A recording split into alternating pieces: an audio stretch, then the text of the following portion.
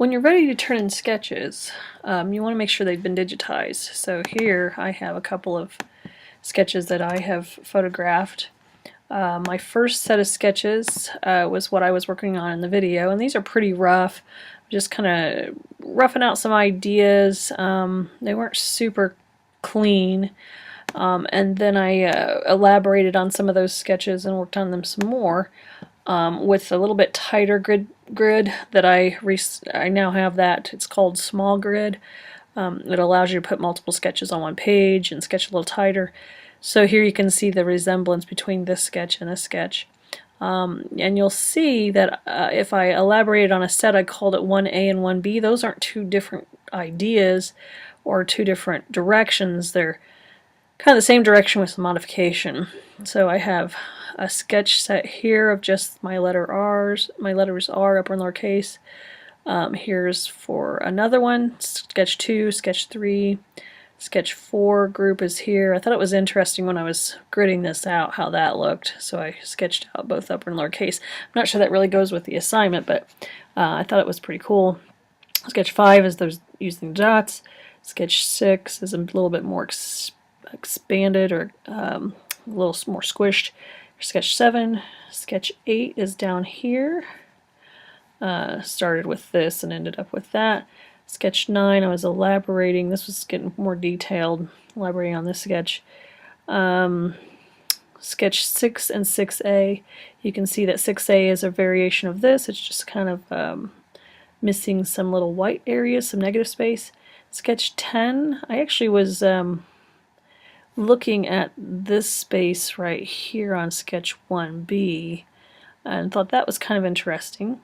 So I played around with that idea. It's enough different, it seems like, from that one, but I could even do more sketches.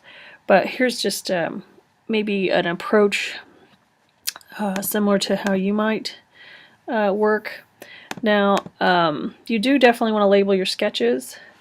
I suppose per page I could draw, it probably would be nice to see a few more letters in these styles on this page.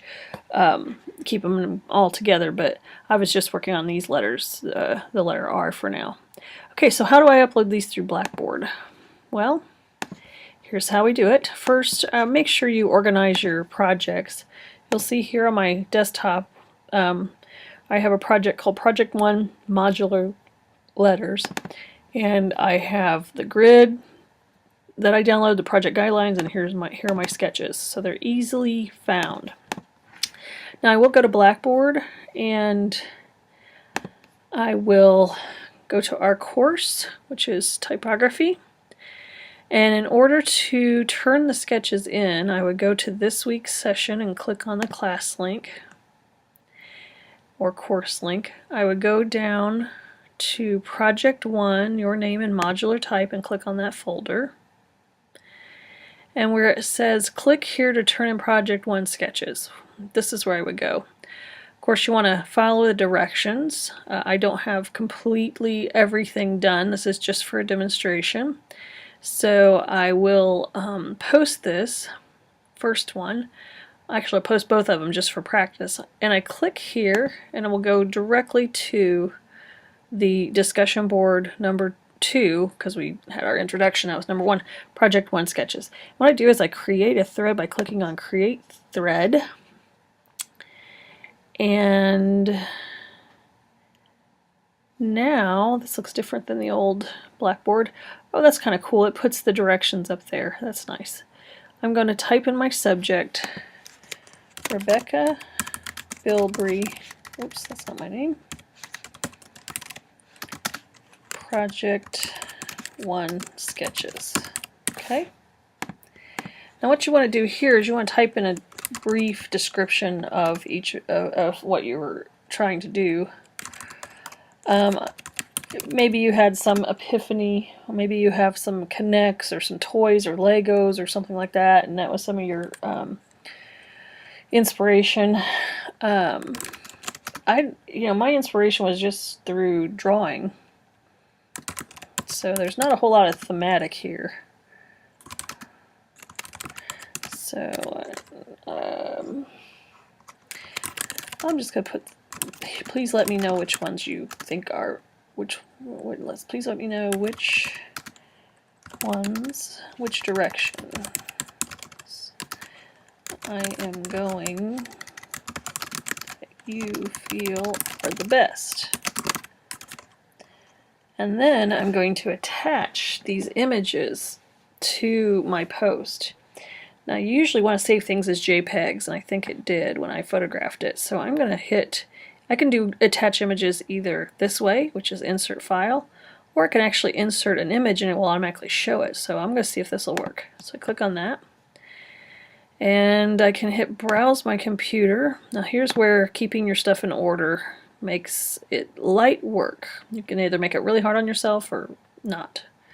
So I find my project, I find my sketches, there's my first attempt, hit insert. So you sure you want to continue without an image description? I think I'm alright with that. Now you can resize these if they're too big. So you don't want these big whopper things that people have to scroll, but you want them big enough too that people can actually see what you've got. Now when I hit I put my cursor at the end of this, I hit return maybe a couple times, and I'm going to insert a second image, which is the better of the two sketches. Browse my computer. I renamed this one Rebecca Sketch 2 Refined because those are more refined sketches. There it is. I hit insert. I'm going to hit OK on that. And see how big it is in relation to the other one. Now if you want to stretch this window out, you can by clicking and dragging on the cross-hatching right here. So I can scroll down and click and drag, and I can see more. Okay, you still have to scroll. Okay, when you're finished with it, you hit submit, and it takes a couple seconds. Okay, so I've submitted, but you always want to check to make sure your stuff has made it. So click on your own post, your own thread rather, and you can see how my sketches are posted and clearly numbered, so people don't have to go outside of Blackboard. They don't have to download images and stuff. It's right there. Okay. Now if you were to want to critique my work, you would, let me hit the back button, you would click on my thread and you would scroll to the bottom of my thread and hit reply, and you would type in which ones you feel are the best. So let's say I feel number 10 and 10, 7, 9 are most interesting.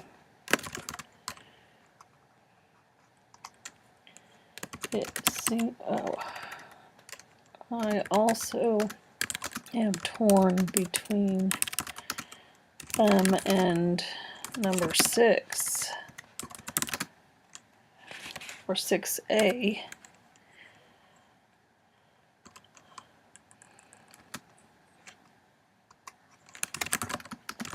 Thank you, and your name. Okay, now that is really not a critique, okay? This is just providing somebody with a preference. A critique is when you make suggestions. You tell somebody what is working about their pieces and what is not. So just because you think you like some of the pieces, you might want to provide critique. So if you prefer number 10, number 7, number 9, you want to critique those pieces. So on number 10, I'm going to put it on number 10, the capital R, oh, I can't seem to spell today, seems to work in an abstract sort of way. However, I preferred the direction you took for the lowercase r in sketch number 1B.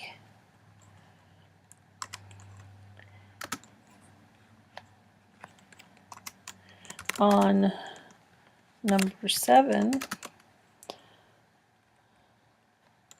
I am not sure I would change much. However, when looking at the grid, use on the capital R, it seems you may have miscounted grid squares when creating the finishing stroke or ear of the lowercase r.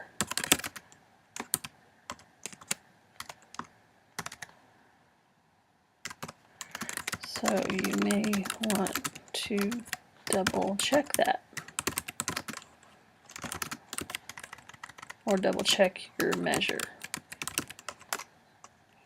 and so on. So you would provide critique. You know, it's okay to admire things, but tell why you admire them. You know, and don't just say I don't like it. That's not really, and don't just say I like it. Those are meaningless. So why do you like something? Is it the way the space is used? Is it how tall something is? Is it the proportions and balance or lack of balance? What do you like about it? And then what could be improved about it? So I'm just, for sake of time, I'm going to go ahead and submit this. And that is my own critique on my own work. You don't need to critique my work, guys. This is just for an example. So if you see mine posted, don't worry about it. Again, this is just for demonstration purposes. And when you're done critiquing, you can go back to either discussions this way and click on the second discussion here. And you can critique other students once they posted. Okay, so that's how you post your sketches through Blackboard. I hope you found this video useful. Thank you.